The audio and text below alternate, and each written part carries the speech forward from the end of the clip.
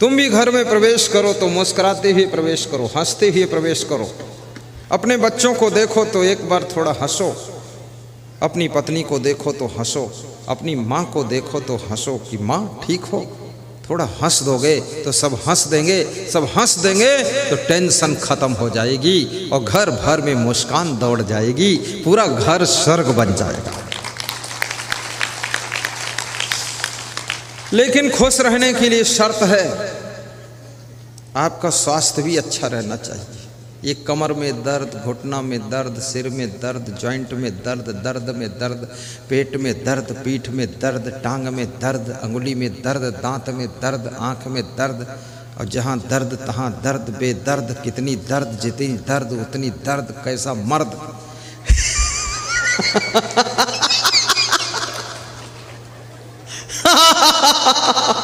इतनी दर्द। मैं लखनऊ में सत्संग करने गया तो वहाँ एक महंत भजन गा रहा था कि गुरुजी पिलाई दे ज्ञान की बूटी, दर्द मोरे नस नस में। तो मैंने कहा दर्द नस नस में है, मुंह में पिलाऊंगा तो नस वाली दर्द कैसे जाएगी थी। गा रहा था। वास्तव में हर व्यक्ति की जिंदगी में दर्द है। कभी परिवार की ओर से दर्द दुख रहता है, कभी समाज की ओर से दर्द दुख, कभी स्वास्थ्य की ओर से दर्द दुख, और कभी रिश्तेदारों की ओर से दर्द और दुख रहता है, और कभी आपकी गलत डिसीजन के कारण जिंदगी में दर्द दुख पैदा होता है, और कभी याद रखना बेईमान लफंगों के कारण दर्द दुख पैदा होता है, और कभी कभी आपकी भूल के कारण दर्द दुख जिंदगी में पैदा होता है। अगर दर्द से बचना है, दुख से बचना है, पीड़ा से बचना है तो चलना संभल संभल के, माया नगर यही है। चलना संभल संभल के, माया नगर यही है। माया नगर यही है, माया नगर यही है। चलना संभल संभल के, चलना संभल संभल के, माया नगर यही है। चलना संभल संभल के। माया नगर में हो तुम, माया नगर यही। इस माया नगर में बीड़ी, सिगरेट, गांजा, चरस, तंबाकू, गुटखा, पुड़िया, भांग, अफीम, ताड़ी, दारू, मांस, मछली, अंडा, नशा, शराब, कुत्ते का मांस, बिल्ली का मांस, सांप का मांस, सारा मांस मिलता, चमगोदड़ का मांस। अब इस माया नगर में सारी दुकानें खुली हुई हैं और सब दुकान अपनी ओर आकर्षित कर रही है। यहाँ पर भोग विलास, नाना प्रकार के व्यभिचार, बलात्कार, सब कुकर्म होते हैं। लेकिन माया नगर में जब तुम निकलो तो याद रखना, हाथ में विवेक की टार्च हो, सत्संग का प्रभाव हो और भक्ति का भाव अंदर भरा हो तो इस माया नगर में फिसलने से बच जाओगे। फिर दारू की दुकान पर नहीं जाओगे, फिर आप सत्संग की दुकान पर पहुंचोगे। दो आदमियों ने जय बोला है, दूसरे दिन जय मिली है। कल तो ऐसे ही चला गया, आज भी दो आदमी बोले हैं। तो एक तो जोर से बोला, दूसरा बोलता हो।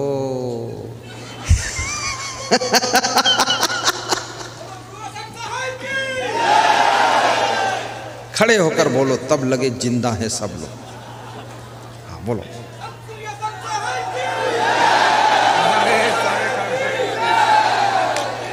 हाथ उठाकर बोलो, ताली बजा दो जोरदार। बोलो सदगुरु कबीर साहब की जय, मेहीदास महाराज की जय, क्षमादेव महाराज की जय, मेघोना वासियों की जय, सब साधु संतों की जय, श्रोता मंडल की जय।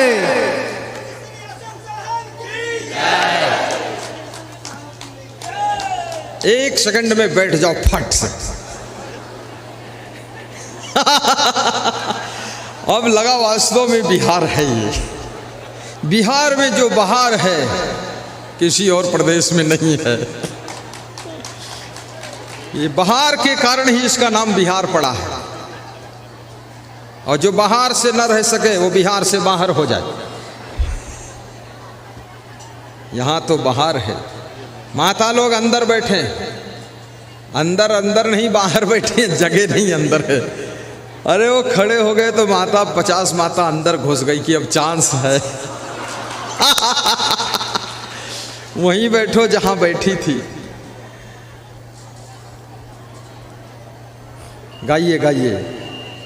2 दिन की जिंदगी में मत दाग तो लगाना, 2 दिन की जिंदगी में मत दाग तो लगाना, चलना संभल संभल के, चलना संभल। अगली बार सत्संग जब रखना तो 11 बजे से 12:30 तक भजन, और सबको 11 बजे बुलाना, भजन और भोजन चलता रहे। और गुरुदेव को 12:30 बिठाओ, 12:30 से 1 बजे तक गुरुदेव का माल्यार्पण स्वागत, और 1 बजे से प्रवचन शुरू हो, 5 बजे से 5:30 बजे तक चले, और 5 से 6 बजे तक बस फिर पुष्प भेंट बंदगी भाव आरती पूजन, और 6 बजे के बाद फिर भोजन, और उसके बाद फिर अपने अपने घर प्रस्थान।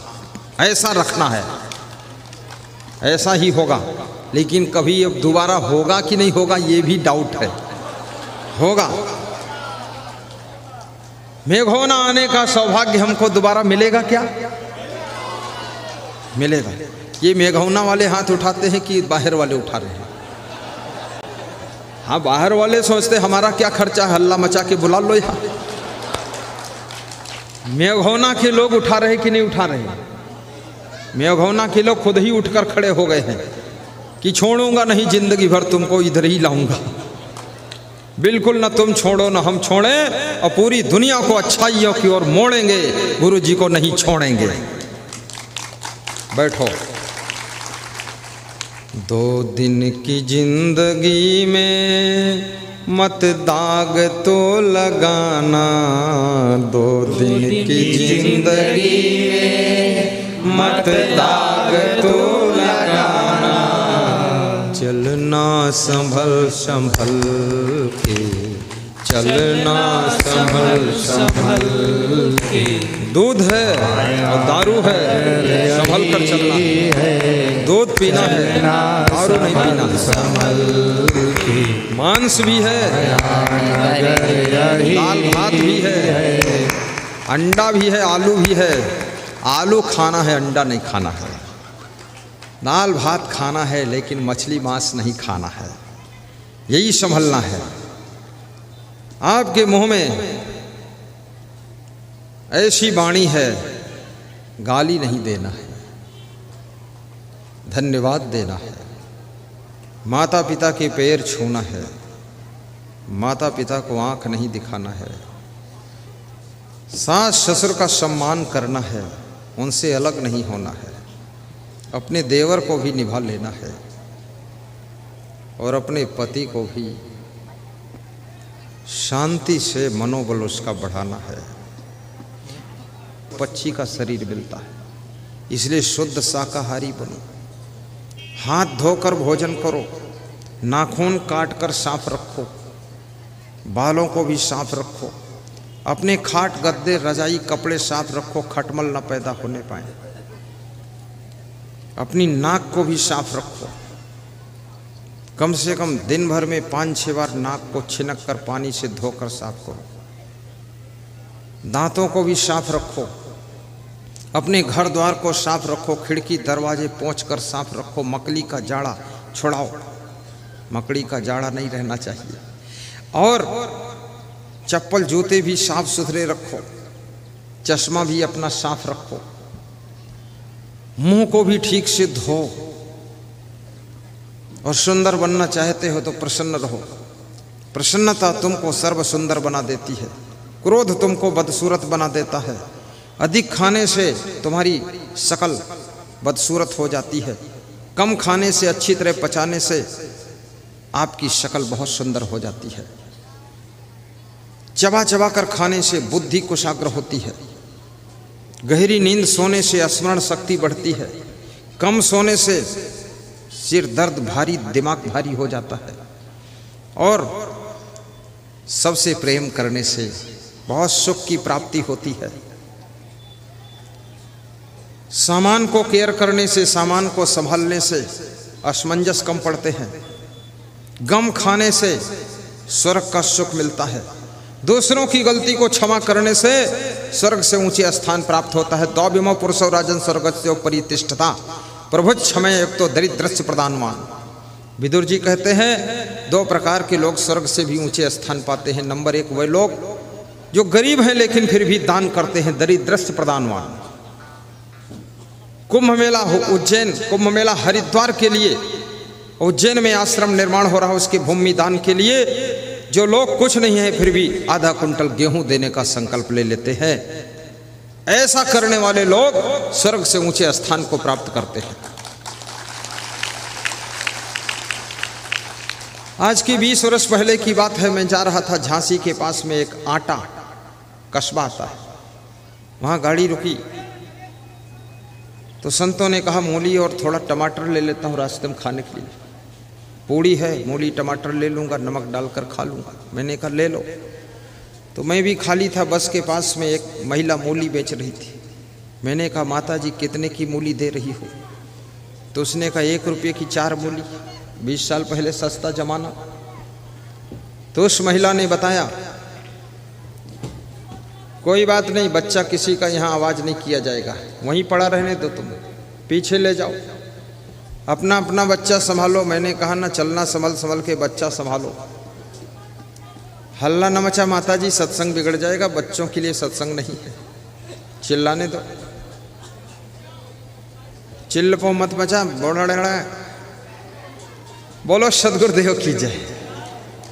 अपना बच्चा चुपचाप ले लो, छोड़ा मत करो। देखो डिस्टर्ब होता ना, बात कट जाती है। साहिब बंदे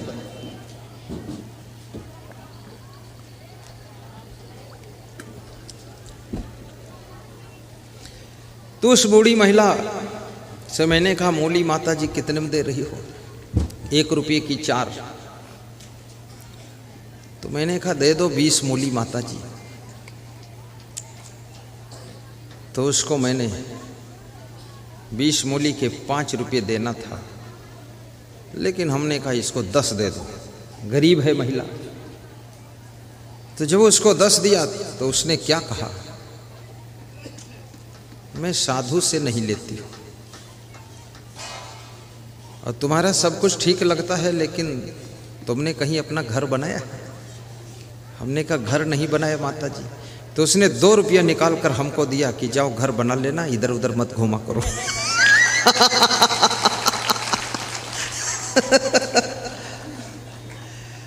अब इतनी गरीब महिला है, मूली बेच रही है, लेकिन फिर भी वो 2 रुपये दान दे रही है। तो मैंने कहा रख लो माता जी, मेरे पास आश्रम है। अरे बोले तुमसे गरीब हम थोड़े हैं, तुम जाओ ले जाओ। गरीबी में भी जो दान करता है, बलवान होते हुए मजबूत होते हुए भी जो कमज़ोर से कमज़ोर गलती करने वाले को क्षमा कर देता है, माफ़ करता है, उसे स्वर्ग से ऊंचे स्थान मिलता है। आपकी बहू से गलती हो जाए उसको क्षमा भी करना, सास ससुर से गलती हो जाए उनको माफ़ करना। गलती को क्षमा करने वाला विष्णु भगवान के समान होता है। भृगु जी ने विष्णु भगवान को लात मारा था और विष्णु भगवान ने क्षमा कर दिया था, और जिन्होंने क्षमा किया था उनकी संसार में पूजा होने लगी, और जिन्होंने लात मारा था उनका पूजा से स्थान समाप्त हो गया। परशुराम के पिता थे भृगु जी। परशुराम भी क्रोधी थे और उनके पिता भी बहुत क्रोधी थे। किसी किसी के घर में पूरा ब्लड ग्रुप क्रोधी होता है, बहुत क्रोध आता है, और ये क्रोध लक्ष्मी को नष्ट करता है। ऊंचे पद पर तुमको पहुंचने के लिए क्रोध बाधा डाल देता है। संयच्छति यो न बेगम उत्थितम क्रोधा हर्षयो साश्रियो राजनम भाजन यश आपत्स न मुह्यति। विदुर जी कहते हैं जो अपने क्रोध को काबू कर लेता है, अपनी खुशियों को भी पचा लेता है, वह व्यक्ति राज्य और लक्ष्मी का अधिकारी बनता है और उसकी आपत्तियां कम होने लग जाती हैं। इसलिए कभी क्रोध आए, क्रोध में राजनीतिक पार्टी मत बदलना, क्रोध में आकर के अपने माँ बाप को मत छोड़ देना, क्रोध में आकर के अपने सास ससुर से भी दूर मत होना। थोड़ा थोड़ा मिलते जुलते रहना, लेकिन इतने मजबूत बनो कि सबको मदद करने लायक बनो, लेकिन किसी की तरफ मदद की आशा मत रखो। याद रखना, सूरज सबको रोशनी देता है, लेकिन किसी से रोशनी पाने की आशा नहीं रखता है। इसलिए सूर्य को भगवान कहा जाता है, जो सबको देना जानता है और लेने की आशा रखता है। नदियों को माँ कहा गया है, क्योंकि नदियाँ हमेशा जल देती रहती हैं। वृक्ष कबहु नहीं फल भखे, नदी न संचय नीर, परमारथ के कारणे साधुन धरा शरीर।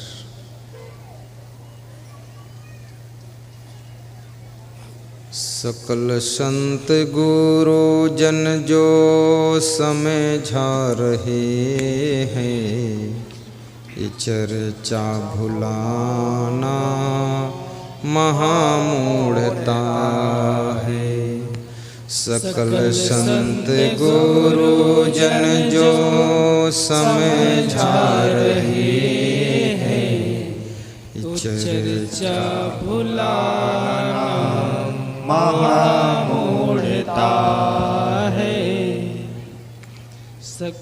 बड़े भाग्य से मानो जीवन मिला है, निरर्थक बिताना महामूढ़ता है।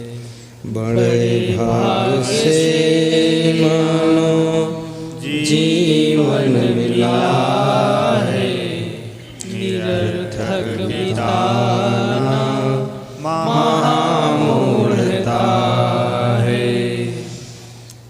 जहाँ रह रहे हो निकलना पड़ेगा, नहीं चाहने पर भी चलना पड़ेगा। जहाँ रह रहे हो निकलना पड़ेगा, नहीं चाहने पर भी चलना पड़ेगा। जिसे खो के फिरे हाथ मलना पड़ेगा, वहाँ मन फसाना महामूढ़ता है। वहाँ मन फसाना महामूढ़ता है।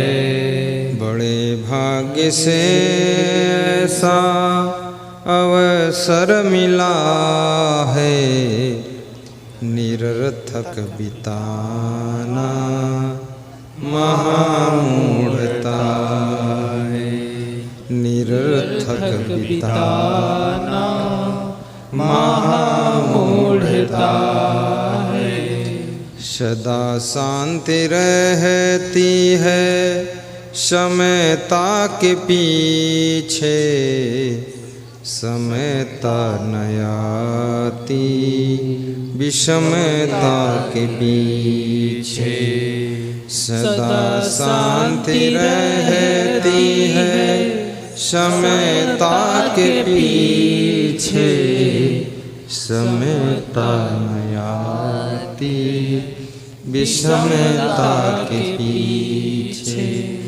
विषमता रहा करती ममता के पीछे, ममता बढ़ाना महामूढ़ता है। ममता बढ़ाना महामूढ़ता है। सकल संत गुरु जन जो समझा रहे हैं, चर्चा भुलाना महामूढ़ता है। चर्चा भुलाना महामूढ़ता है। चर्चा भुलाना महामूढ़ता है। कैसे धन्य होगा गृहस्थाश्रम।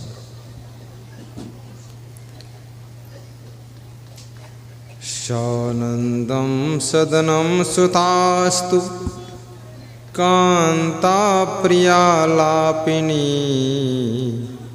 इच्छा पूर्तिम धनम सोयोषित रति स्वाज्ञापरः।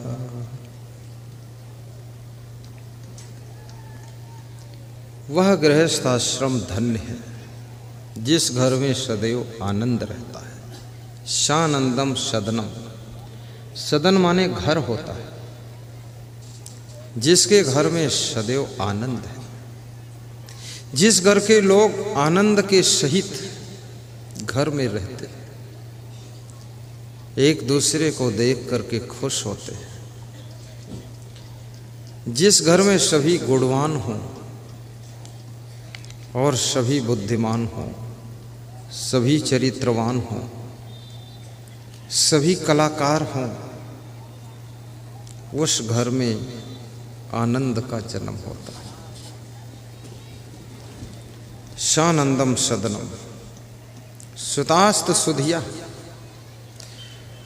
और जिस घर के बच्चे बुद्धिमान हैं, पुत्र और पुत्री बहुत बुद्धिमान है, उस घर में सदैव आनंद रहता है। बुद्धिमान पुत्र बनो और बुद्धिमान पुत्री बनो, इस बात को गौर से समझना। कांता प्रिया लापनी, और जिस घर की स्त्रियां प्रेम के शब्दों में बातचीत करती हैं, वो घर आनंद भवन रहता है, मंगल भवन रहता है। मनुष्य की वाणी का बहुत बड़ा प्रभाव होता है। वो नारी नारायणी है जो हमेशा प्रेम से बोलती है, प्रेम से भोजन बनाती है, प्रेम से परोसती है, प्रेम से झाड़ू लगाती है, सबको खिलाकर प्रेम से खाती है और सुबह से लेकर शाम तक खुश रहती है। बच्चों को संस्कार देती है, अनुशासन देती है, सबको समझाती है, अपने पति का भी ख्याल रखती है, सास ससुर का भी ध्यान रखती है। वो नारी कोई साधारण नारी नहीं है, याद रखना, वो नारी नारायणी का अवतार है। और ऐसी नारी जिस घर में रहती है, वह घर केवल घर नहीं है, वो मंगल भवन है, वो आनंद सदन है, शानंदम सदनम है। इसलिए नारियों को सबसे ज्यादा गम खाना चाहिए। घर में जितनी खटपट है, क्योंकि स्त्री एक ऐसा इस संसार का प्राणी है जिसके पास में बहुत करुणा होती है, बहुत ममता होती है। अपनी मधुर ममता से पूरे परिवार को खुश कीजिए, अपनी करुणा से परिवार के बच्चे बूढ़े जवान सबको प्रसन्नता प्रदान कीजिए। अपने मीठे मीठे कार्यों से पूरे घर को आनंद से भर दीजिए। पति कितनी उलझन में हो, अगर उसके घर की नारियां सुलझी हुई हैं तो पति की उलझन भी कम हो जाती है। और नम्रता से सबको सुलझाया जा सकता है। आपने देखा होगा, आपके द्वार पर पला हुआ कुत्ता, आपके द्वार पर बंधा हुआ बछड़ा, बछिया, पड़वा, पड़िया, ये जो भी होते हैं, ये बछड़ा क्या करता है? जब उसके पास तुम जाते हो, थोड़ा पूंछ हिलाता है, एक कान हिलाता है और अपना मुंह, अपनी गर्दन लाकर तुम्हारे पैरों के पास में सटा कर खड़ा हो जाता है। तुम उसकी प्रेम भरी नम्रता को देख करके द्रवित हो जाते हो। सब टेंशन और चिंता भूल कर मुस्कुरा कर अपना कोमल हाथ उस बछड़े के सिर पर रख देते हो। बछड़ा भी खुश हो जाता है तुम्हारे कोमल हाथों का स्पर्श पाकर, और तुम भी खुश हो जाते हो बछड़े को खुश देखकर। कुत्ता भी तो यही करता है। जब तुम कहीं से आते हो तो कुत्ता कभी आलस नहीं करता, उठकर खड़ा हो जाता है और तुम्हारे पास तक आता है और बड़ा खुश होता है कि मेरा मालिक आ गया, और दोनों पैर ऊपर उठाकर तुम्हारे पैरों के ऊपर रख देता है कि मालिक, तुम्हारे ही सहारे हूँ। इस छोटे से पेट का सवाल आपके ऊपर ही है। फिर कुत्ता लेट जाता है, चारों पैर ऊपर कर देता है और कहता है, मालिक आत्मसमर्पण कर दिया हूँ, रोटी का टुकड़ा दो और चाहे मेरे शरीर के टुकड़ा टुकड़ा कर दो, अब आपके द्वार पर आया हूँ। तुम खुश हो जाते हो, तुम्हारे पैर चूम लेता है, आगे से भी पैर चूमता, पीछे चूमता, खूब पूंछ हिलाता है और खुश होकर मिलता है, तुम्हारे दिल को जीत लेता है। और कुत्ता भी तुम्हारी टेंशन को कम कर देता है, क्योंकि वो तुम्हारे माइंड को डाइवर्ट कर देता है।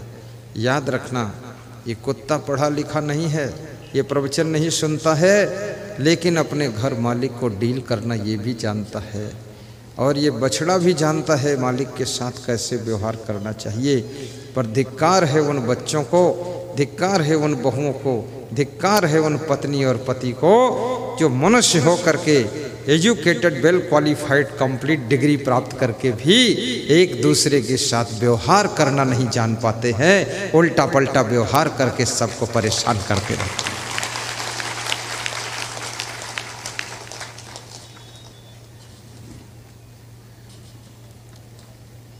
बड़ी प्रसन्नता हो रही है,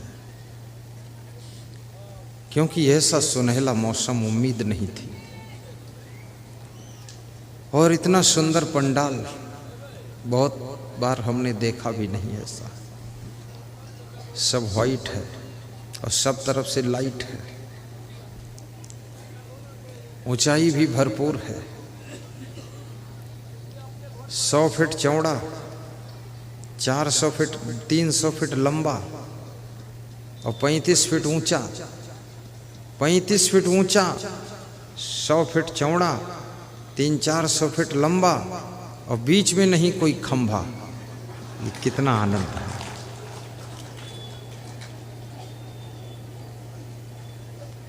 अच्छा लग रहा है। साउंड सिस्टम भी बहुत अच्छा है। आवाज साफ सुनाई दे रही कि नहीं? मीठी आवाज है कि नहीं? और शक्कर घोल दूं क्या इसमें?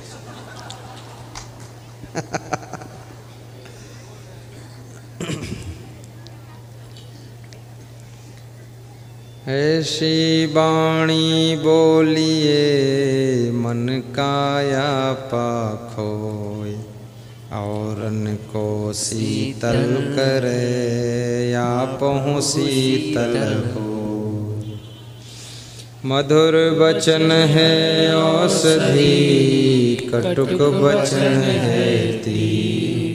श्रवण द्वार होय संचरे, सालय सकल शरीर। दुर्बल को न सताइए, जाकी मोटी हाय। मरी खाल की श्वास सो, लौह भस्म होई जाय। ढाई अक्षर प्रेम का पढ़े सो पंडित होय। पोथी पढ़ी पढ़ी जग मुआ पंडित भया न को। कबीर मन निर्मल भया जैसे गंगा नीर। पाछे पाछे हरि फिरे कहत कबीर कबीर। कबीरा खड़ा बाजार में मांगे सबकी खैर। ना काहू से दोस्ती ना काहू से बैर। कबीरा खड़ा बाजार में लिए लुकाठी हाथ। जो घर फूके अपना चले हमारे साथ। कबीरा तेरी झोपड़ी गलकटियन के पास। करेंगे सो भरेंगे तू क्यों खड़ा उदास। कबीर कमाई अपनी कभी न निष्फल जाए। बोया पेड़ बबूल का आम कहाँ से खाए।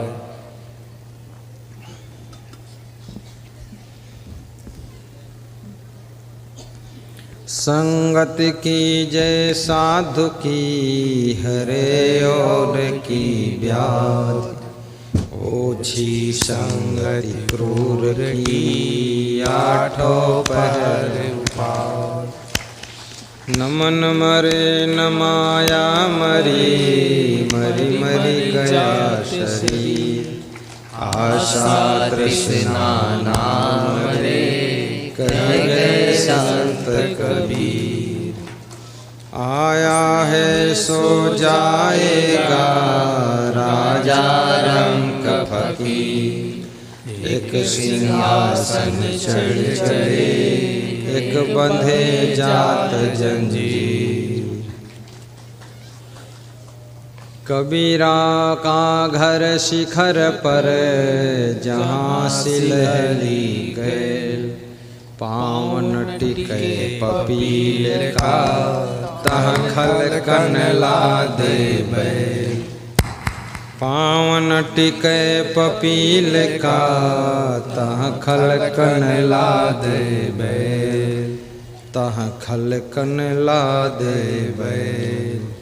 बोलिए सद्गुरु भगवान की जय। संत भगवान की जय। सानंदम सदनम सुतास्त सुधिया कांता प्रियलापिनी। इच्छा पूर्तिम धनम सुयोषित रति स्वाज्ञा परः सेवका। गृहस्थाश्रम कैसे धन्य होता है। जो मानुष गृह धर्मयुत राखे शील विचार। गुरुमुख वाणी साधु संग मन बच सेवा सार। संक्षिप्त में कहें तो इतना ही कहना है। इच्छा पूर्तिम धनम। जिस गृहस्थ के धन में आवश्यकताओं को पूर्ण करने भर का धन भी होता है, उस घर में सुख निवास करता है। इसलिए आपको धनवान भी बनना चाहिए। गरीबी भी एक दुख है, कंगाली भी एक दुख है।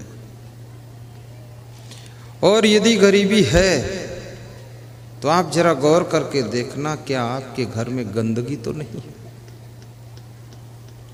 यदि गरीबी है तो आप घर में गौर करके देख लेना कि आपके घर में क्या आलस्य तो नहीं है किसी को।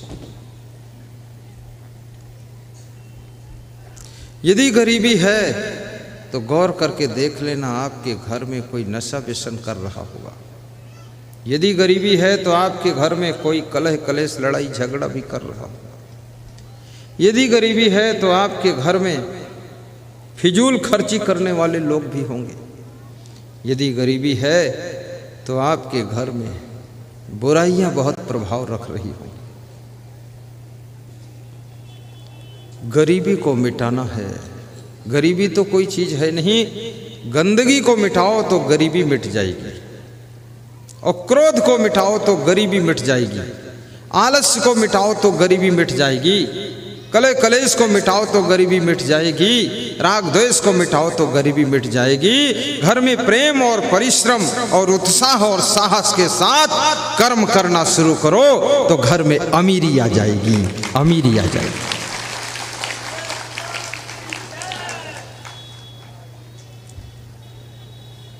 आपस में प्रसन्न होकर के बात करो तो घर में अमीरी आएगी। खूब प्रवचन सुनो तो घर में अमीरी आएगी। गंदे गंदे गीत सुनोगे तो घर में गरीबी आ जाएगी। साहिब बंदगी बोलोगे घर में गरीबी दूर हो जाएगी। और ध्यान देना, माता पिता के सुबह उठकर पैर छुओगे, सोने से पहले शाम को पैर छुओगे, आपके घर में अमीरी का आना शुरू हो जाएगा, लक्ष्मी आएगी। अपने पति के पैर छूकर प्रणाम करोगी, आदर करोगी, आपके घर में कभी गरीबी नहीं आएगी। पान, तंबाकू, पुड़िया, बीड़ी, सिगरेट, गांजा, चरस और दारू और जुआ ये सब त्याग कर दोगे तो घर में जितनी चाहो उतनी अमीरी आ जाएगी, जरूर अमीरी आएगी। ऐसा वैसा खाना पीना बंद करो, सहनशीलता बढ़ाओगे तो अमीरी बढ़ेगी। मेहमान का सम्मान करोगे तो अमीरी बढ़ेगी। संत गुरु का ध्यान लगाओगे तो अमीरी बढ़ेगी। रावण का ध्यान लगाओगे गरीबी बढ़ेगी। सोने की लंका भी भस्म हो जाएगी। इसलिए भक्ति के गीत गाया करो।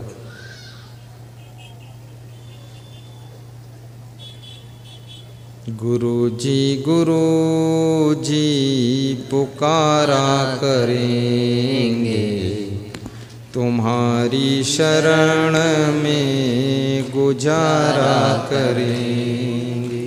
इच्छा पूर्ति धनम सो योषित रति। और जिस पति का प्रेम अपनी पत्नी से है वह घर आनंद भवन बन जाता है। वो गृहस्थ आश्रम धन्य है। जो पति अपनी पत्नी को धोखा नहीं देता है, अपनी पत्नी से पूर्ण प्रेम रखता है, वह गृहस्थ आश्रम धन्य हो जाता है। जो शिष्य अपने गुरु से पूर्ण प्रेम रखता है, पूर्ण श्रद्धा रखता है, वो शिष्य का जीवन धन्य हो जाता है। और याद रखना, स्वाज्ञापरा सेवका, और जिस घर के सेवक काम करने वाले सब आज्ञाकारी होते हैं, उस घर में भी आनंद आनंद रहता है। जो लोग मनमानी नहीं करते हैं, घर मालिक की बात मानते हैं, वह घर धन्य होता है। आतिथ्यम प्रतिदिनम शिव पूजनम मिष्ठान्न पानम गृहे। जिसके द्वार पर अतिथि का सत्कार होता है, अतिथि देवो भव माना जाता है। जिसके घर में रोज पूजा पाठ सत्संग होता है प्रतिदिन, और जिस घर में मिष्ठान्न पकवान भी बनते हैं, कभी छोले, कभी खीर, कभी सेवई, कभी रसबुआ, कभी मालपुआ, कभी केवल पुआ, खा लो बुआ, हाय गुरु जी की दुआ। ये क्या हुआ? जिसके घर में रोज रूखा सूखा भोजन नहीं बनता है, कभी कभी पूड़ी और पराठे भी बनते हैं।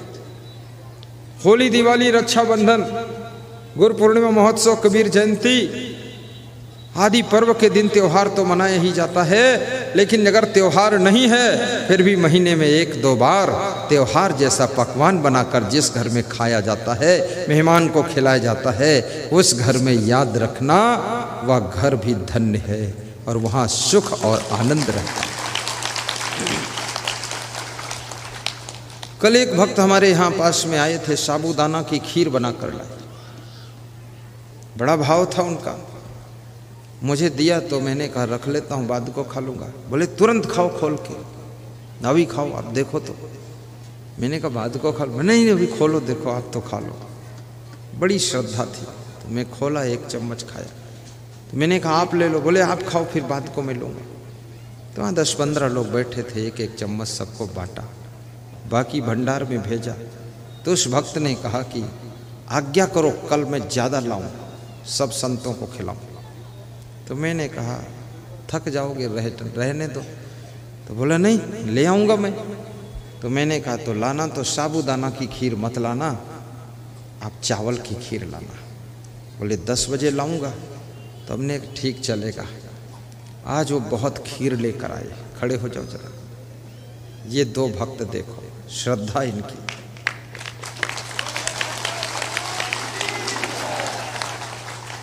कौन गांव से हो?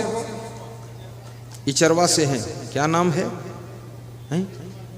अनिल कुमार शर्मा कुशवाहा, मनोज कुमार कुशवाहा, वरुण कुमार कुशवाहा। इन्होंने 1-1 कुंटल गेहूं भी दान दिया है। 2 कुंटल दिया है हरिद्वार कुंभ मेला के भंडारा के लिए, और आज खीर भी खिलाया है। और कल अगर और रुकूंगा तो न जाने क्या खिला देंगे।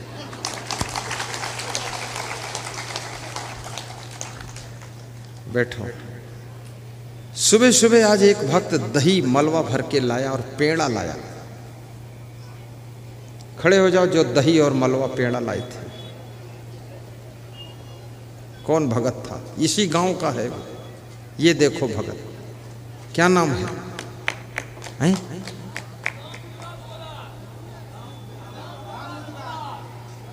राम अवतार पोदार।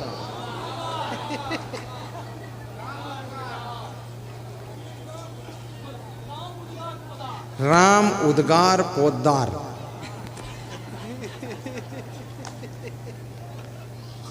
बहुत दही लाए। बोले गुरु जी को ही दूंगा। फिर मैं इनका दही खोल कर देखा, इतना सुंदर दही और बहुत पेड़ा। मैंने भंडारा में भेजा कि सब संतों को वितरण करो। सेवा का भाव है। और याद रखना, ये सेवा अतिथि देवो भव, आचार्य देवो भव, संत देवो भव, मातृ देवो भव, पितृ देवो भव, परस्पर देवो भव, राष्ट्र देवो भव।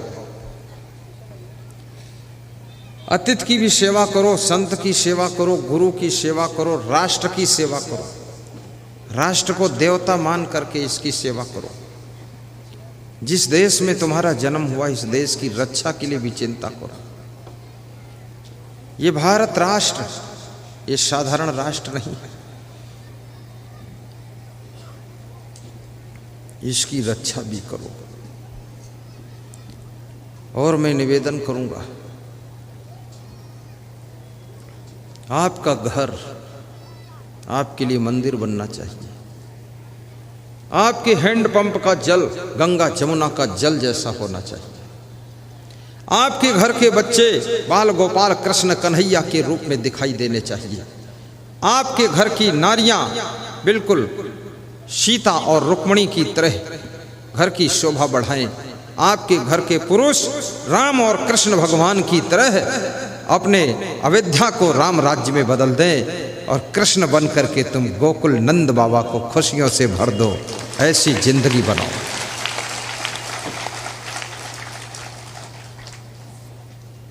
प्रतिदिनम मिष्ठान्न पानम गृहे। अभी ये जो माइक हमारे संत जी चलाते, इलेक्ट्रॉनिक इंजीनियर, ये पकवान खूब बनाते। पकौड़ी, पकौड़ा, पूड़ी, कचौड़ी, इसके बड़े आर्टिस्ट हैं वे, और इलेक्ट्रॉनिक इंजीनियर हैं। ये सब सिस्टम वही चलाते। ये टीवी में जो प्रवचन आता है वही सेट करके देते हैं। मोबाइल में जो डालते वही डालते, लेकिन जहाँ देखते हैं चूल्हे पर कढ़ाई है तो वहाँ पहुँच जाते और तुरंत पूड़ी कचौड़ी निकालने लग जाते हैं। ये भी एक कला है। और मैं निवेदन करूँगा, आपके अंदर जितनी कलाएं हों, जितने गुण हो, जितनी योग्यता हो, क्षमता हो, उसका पूरा सदुपयोग कीजिए, क्योंकि एक दिन मृत्यु आएगी, इस शरीर को मृतक कर देगी। ये शरीर मरने के बाद इस शरीर के साथ जो भी शक्तियां क्षमताएं प्राप्त हुई हैं वह सब व्यर्थ हो जाएंगी, हमसे दूर हो जाएंगी। इसलिए जीते जी इस शरीर की सारी शक्ति का प्रयोग कर लेना ही बुद्धि